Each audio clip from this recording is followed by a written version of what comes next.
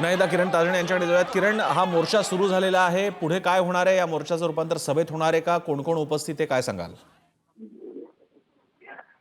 Sir, सध्या सुरू असलेला हा निषेध मोर्चा अण्णाभाऊ साठे यांच्या पुतळ्यापासून पुढे आलेला आहे। आता तो छत्रपती शिवाजी महाराजांच्या पुतळ्यापर्यंत म्हणजेच बीड जिल्ह्यातील मुख्य चौकापर्यंत येतोय आणि त्यानंतर तो पुढे जिल्हाधिकारी कार्यालयापर्यंत जाणार आहे आणि त्या ठिकाणी जे उपस्थित असलेले जे नेते आहेत ते या ठिकाणी संबोधन देखील करणार आहे। यामध्ये प्रामुख्याने जर बघितलं तर आमदार सुरेश धस असतील हे उपस्थित आहे, त्यासोबतच छत्रपती संभाजी राजे आहेत, त्याशिवाय संदीप क्षीरसागर जे आमदार आहेत ते देखील या मोर्चामध्ये सहभागी झालेले आहेत।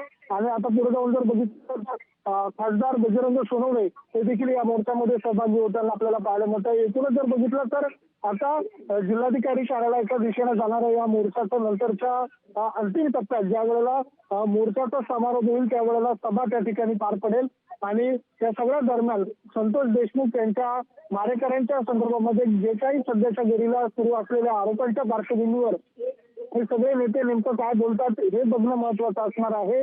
मात्र प्रामुख्याने जर बघितलं तर बीडकरांचा असलेला हा आक्रोश, त्यांच्या हातामध्ये असलेले जे फलक आहे त्यामध्ये वाल्मिक कराड आणि त्यांच्या पार्श्वभूमीवर त्यांना जे अभय देतात अशा स्वरूपाचा आरोप करत एकूणच मुंडे बंधू भगिनींवर या ठिकाणी रोष या मोर्चेकऱ्यांचा आपल्याला बघायला मिळतो। त्यामुळे त्यांच्या राजीनाम्याची मागणी देखील या सगळ्या दरम्यान या मोर्चेकऱ्यांनी उपस्थित असलेल्या नेत्यांनी केलेली आहे। राज्याच्या राजकारणामध्ये बीडच्या या संपूर्ण शहरामध्ये आता सुरू असलेला हा मोर्चा सर्वांचंच लक्ष वेधून घेतोय आणि अशा सर्व परिस्थितीमध्ये या दरम्यान या मागण्या या मोर्चेकऱ्यांकडनं केल्या जात आहेत त्या सगळ्या पार्श्वभूमीवर राज्यकर्ते म्हणून महायुतीचं सरकार नेमकं काय पाऊल उचलतं हे देखील बघणं महत्वाचं असेल। मात्र प्रामुख्यानं गेल्या काही दिवसांमध्ये संतोष देशमुख यांच्या हत्येनंतर त्यांच्या आरोपींच्या पार्श्वभूमीवर अद्यापही अनेक जण फरार असल्यामुळे या बीडच्या नागरिकांच्या मनामध्ये संताप आहे। त्या संतापाच्या पार्श्वभूमीवर हा मोर्चा आपण बघतोय की हजारोंच्या संख्येनं हे मोर्चेकरी सहभागी झालेले आहेत। एक प्रकारे या सगळ्या दरम्यान या जे आरोपी अद्यापही पोलिसांच्या हाती लागलेले नाहीये त्यांच्यावर कठोरात कठोर कारवाई करावी, त्यांना नेमकं कुणाचा अभय आहे अशा स्वरूपाचे प्रश्न या निमित्तानं उपस्थित होत आहे।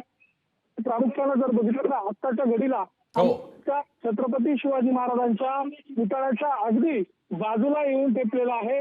आपण जर दृश्यांमध्ये बघितलं तर हजारोंच्या संख्येनं हे मोर्चेकरी आता छत्रपती शिवाजी महाराजांच्या पुतळ्याच्या संपूर्ण जो काही वर्तुळ आहे त्या वर्तुळाच्या या संपूर्ण परिसराला घेराव घालताय आणि पुढे जिल्हाधिकारी कार्यालयाच्या दिशेनं हा संपूर्ण मोर्चा जातोय। यामध्ये जे नेते उपस्थित झालेले आहेत ते नेते मोर्चाच्या समाप्तीनंतर जे सभा होईल त्या सभेमध्ये नेमके काय बोलतात हे देखील बघावं लागणार आहे। काही नेत्यांनी तर थेट मंत्री धनंजय मुंडे, मंत्री पंकजा मुंडे यांच्या राजीनाम्याची मागणी केलेली आहे आणि अशा सर्व परिस्थितीमध्ये आता या संपूर्ण मोर्चाची दखल शासन पातळीवर कशी घेतली जाते हे बघणं देखील महत्वाचं असणार आहे। प्रसन्न सर। किरण, अतिशय महत्वाची माहिती तुम्ही दिलेली आहे। या सगळ्यामुळे एक शासनावरती लोकांचा लोक दबाव टाकण्याचा हा प्रयत्न आहे की लवकरात लवकर कारवाई व्हावी म्हणून।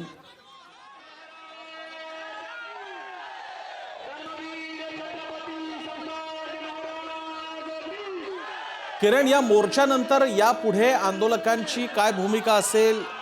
हा इशारा आहे का यानंतर पुन्हा मोर्चा काढला जाईल का? काही मुदत दिली जाणार आहे का शासनाला? याबद्दल मोर्चाच्या आयोजकांशी काही बोलणं झालं का? प्रसन्न सर, एकूणच जर संपूर्ण आत्ताच्या घडीला या संपूर्ण नेत्यांच्या प्रतिक्रिया ज्या वेळेला मोर्चा सुरू होता त्यावेळेला एकूणच या माध्यमातून एक संदेश होता की लवकरात लवकर या संपूर्ण प्रकरणातील जो ज्याच्यावर आरोप केला जातोय तो वाल्मिक कराड त्याला कठोरात कठोर कारवाई करावी अशा स्वरूपाची संपूर्ण मागणी आहे। आणि यामध्ये एक प्रकारे राज्यकर्त्यांना हा इशारा आहे ज्या स्वरूपानं अद्यापपर्यंत वाल्मिक कराड हा पोलिसांच्या हाती लागलेला नाहीये, त्याला नेमकं कोण अभय देतोय या सर्व प्रश्नांच्या सहित या जिल्ह्याचं राजकारण ज्यांच्या भोवती फिरतं त्या मुंडे परिवारावर देखील एक प्रकारे हा रोष या सगळ्या मोर्चेकऱ्यांचा बघायला मिळतोय. एकूणच जर बघितलं तर सत्तेत असलेल्या आमदारांसह विरोधी पक्षात असलेले आमदार आजच्या दिवशी या मोर्चामध्ये सहभागी झालेले आहेत. एक प्रकारे त्या मोर्चाचं नेतृत्व त्या सगळ्या सर्वपक्षीय नेत्यांनी केलेलं आहे आणि यामध्ये आजच्या दिवशी या निषेध मोर्चाच्या माध्यमातून एक पोलीस प्रशासनावर दबाव आणण्याचा प्रयत्न या सगळ्या मोर्चेकऱ्यांचा आहे आणि यामध्ये लवकरात लवकर कारवाई नक्कीच करावी. किरण, मी तुमच्याकडे येईन. दरम्यान आपण या मोर्चाच्या अनुषंगाने आणि या विषयाच्या बाबतीत आलेल्या काही प्रतिक्रिया पाहूया. याच्यामध्ये मी पहिल्या दिवशीही बोलले होते की प्रत्येक वाईट कृत्यामागे कुणीतरी असतं आणि त्या दुष्प्रवृत्ती ज्या कुणी असतील त्या दुष्प्रवृत्ती आपल्याला प्रशासनाच्या मदतीने त्या ठेचून काढायला हव्यात. कायद्याचा जरब वाटला पाहिजे, कायद्याचा धाक वाटला पाहिजे. सुशासन फक्त आपण पेपरवरती न म्हणता ते प्रत्यक्ष इथं बीडमध्ये म्हणजे एक्झिस्टन्समध्ये आहे हे देखील आपल्याला म्हणजे महाराष्ट्राला दाखवण्यामध्ये अपयश आलेलं आहे. त्यामुळे राजकारण याच्यामध्ये असण्याचा सुतराम संबंध नाही. जे काही घडलेलं आहे ते एक लांछनास्पद कृत्य आहे आणि त्याचा जाप एक समाज मन मागतंय. मी हे सातत्याने सांगण्याचा प्रयत्न करते आहे की ही जी बीड मधली कायदा आणि सुव्यवस्थेची परिस्थिती ढासळलेली आहे त्याच्या मागे कोण आहे हे आम्ही सांगण्यापेक्षा तपास यंत्रणेने सांगणं म्हणजे one who has the authority यांनी सांगणं हे अधिक चांगलं ठरतं. कोणीतरी आहे. माझी स्पष्ट भूमिका आहे की तुम्हाला खरा आरोपी माहित आहे. तुम्हाला तो मोरक्या वाल्मिक कराड माहित आहे, त्याला अटक करा पहिलं. जे काय खरं आहे खोटं सगळं बाहेर येईल. आणि जे मंत्री आहेत ज्यांना तुम्ही मंत्री केलंय, जे त्यांचे वाल्मिक कराडचे जवळचे आहेत ते स्वतः म्हणतात, स्वतः पंकजाताई म्हणतात, त्यांच्या बहीण म्हणतात, त्यांचा पान सुद्धा हलत नाही त्यांच्याशिवाय. एवढं सगळं बोललं जातं आणि तरी सगळं शांत आहे. हे बघा, जर एका आरोपीला जर पकडायचं असेल तर पोलीस प्रशासनाने ठरवलं तर 24 तासामध्ये पकडते. या प्रकरणात 18 दिवसामधल्या सुद्धा त्यांचे कॉल रेकॉर्ड काढात. सुरुवातीच्या पासून जे झाले होते ते परळीलाच होते. बरोबर आहे. हे जेव्हा ह्या प्रशासनाने सरकारने जेव्हा एसपींची बदली केली, नवीन एसपी आल्यानंतर ते फरार झालेले आहेत. मग इतके दिवस त्यांना मदतच झालेली आहे ना. बरोबर आहे ना. आणि तुमच्या निकटवर्ती असल्यामुळं तुम्हाला आपले निकटवर्ती कुणी असलं तर त्याला मग जमा करायची जिम्मेदारी पण तुमची आहे ना याच्यावरती. काय बघा, मी मास्टर माइंड म्हणून डायरेक्ट वाल्मिक कराडचं नाव हे सुरुवातीच्या पहिल्या दिवशीपासूनच घेतलेलं आहे मी. आणि सभागृहात सुद्धा बोललेलो आहे मी की त्यांना ह्या जो 302चा जो कट आहे त्याच्यामध्ये त्याचा आरोपी करून त्याला अटक त्याची झाली पाहिजे. आणि ज्या पद्धतीने सभागृहामध्ये सर्वच पक्षाच्या आमदारांनी तिथं मांडलं किंवा आपण बघितलं असेल की तिथं भाजपच्या आमदारांनी सुद्धा मांडलं, जिल्ह्यातल्या लोकांनी ही जी माणुसकीची हत्या झाली ही क्रूर पद्धतीने झाली हे सर्व महाराष्ट्राने बघितलं.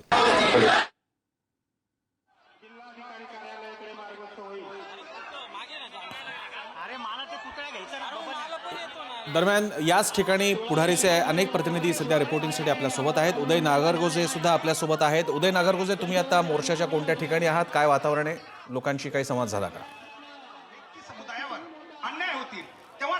नक्कीच प्रसन्न, हा मोर्चा जिल्हाधिकारी कार्यालयावर धडकणार आहे. आंबेडकर पुतळ्यापासून हा मोर्चाला सुरुवात झाली आहे. आपण सध्या जिल्हाधिकारी कार्यालयाच्या परिसरात आहोत. आपण पाहू शकतो या ठिकाणी जे स्टेज उभारला आहे या स्टेजवरून या मोर्चाला संबोधित केलं जाणार आहे. याबरोबरच आपण पाहू शकतो कशा पद्धतीने या ठिकाणी लाखोंचा जनसमुदाय या मोर्चाच्या माध्यमातून या ठिकाणी एकत्र जिल्ह्यातील लोक. आपल्या प्रतिनिधीशी आपला संपर्क तुटलेला आहे. आपण बघतोय बीड मधला हा मोर्चा.